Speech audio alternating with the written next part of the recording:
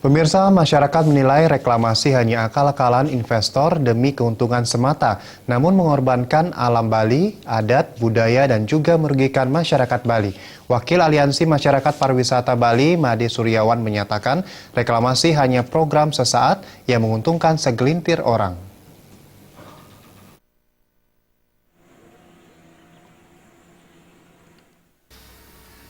Secara ekologis, reklamasi akan berdampak besar termasuk daya tahan sebuah wilayah untuk mengakomodasi tekanan sosial termasuk isu lingkungan. Berbagai biota dan ekosistem alami yang telah ada pasti punah.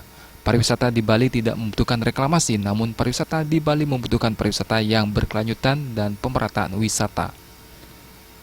Wakil Aliansi Masyarakat Pariwisata Bali, Made Suryawan, menyatakan reklamasi hanya akan menguntungkan bagi segelintir orang, namun merugikan untuk Bali. Suryawan menegaskan reklamasi jangan dilakukan di Pulau Bali, reklamasi hanya program sesaat yang tidak ada untungnya bagi Bali. Terus untuk berkoordinasi dengan saudara kita, kemudian untuk menjelaskan bahwa memang yang namanya reklamasi ini adalah sebuah program yang sesaat saja, ya, tampak menguntungkan bagi segelintir orang.